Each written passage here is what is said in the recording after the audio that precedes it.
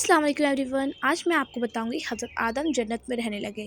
अगर आपने इससे पहला वाला पार्ट देखा होगा तो ज़रूर आपको ये समझ आएगी। चलिए शुरू करते हैं। फिर उनका जी चाहा कि कोई उनका साथी हो जो साथ साथ रहे। उन पर ख्वाब की सी हालत पैदा हो गई। इसी बीच अल्लाह ने अपनी कुदरत से हज़रत आदम के पहलू से हज़रत हवा को पैदा फरमा दिया।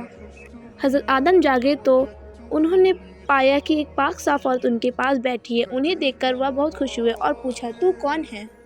हज़रत हवा ने कहा कि मैं तेरे जिस्म का एक हिस्सा हूँ, इसीलिए कि अल्लाह ताला ने तेरी पसली से मुझको पैदा किया है। और हज़रत हवा को देखकर हज़रत आदम अलैहिस्सलाम बहुत खुश हुए और सजदे में जा गिरे और अल्लाह का शुक्र किया। फिर अल्लाह ने अर्श उठाने वाले और आसमान के वासियों के सामने इन दोनों का निकाह किया और हुक्म किया कि ए आदम व हव्वा, तुम दोनों इस जन्नत में रहो और जन्नत के तमाम मेवे खाओ।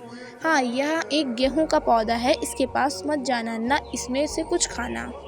जब इब्लीस ने आदम को सजदा न किया, उस पर लानत भेजी गई, वह फरिश्तों से निकाल दिया गया तो उसके दिल में हज़रत आदम के खिलाफ जलन पैदा हो गई थी। चुनांचे वह अब इसी चक्कर में रहने लगा कि किस तरह जन्नत में दाखिल होकर वहाँ से आदम को निकालवा दे। पहले तो मोर से उसने दोस्ती की और कहा कि मेरी दोस्त के हक तेरे ऊपर साबित है। हम दोनों पहले साथ भी रहा करते थे। मेरी तुझसे दरख्वास्त है कि तू मुझको अपने बाजू पर बिठाकर जन्नत में पहुंचा दे ताकि मैं अपने दुश्मन से बदला ले लूं। यह बात सुनकर मोर ने इस बात को इनकार कर दिया और कहा, तू सांप से क्यों नहीं बात कर लेता?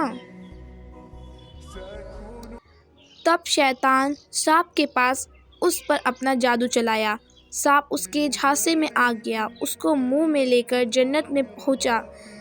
इस तरह की जन्नत की निगरानी करने वालों को ज़रा भी खबर न हुई। फिर इब्लीस हज़रत आदम और हव्वा के पास गया और रोना शुरू कर दिया। हज़रत आदम और हव्वा ने पूछा कि क्यों रोता है? असल में उन्होंने शैतान को नहीं पहचाना था।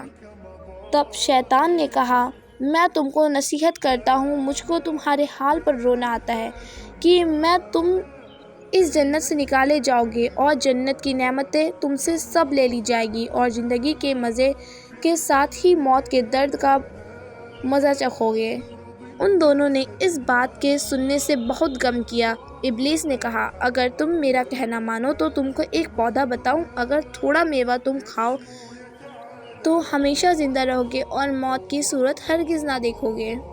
हज़रत आदम ने पूछा, वह पौधा कौन सा है? शैतान ने कहा, वही पेड़ है जिसके खाने से अल्लाह ताला ने मना किया है। हज़रत आदम ने इसे माना नहीं, कहा, मुझसे खुदा की नाफरमानी हरगिज़ ना होगी। शैतान ने बार बार कसम खाई कि मैं तुम्हारी भलाई चाहने वाला हूँ, तुम मेरी बात मानो।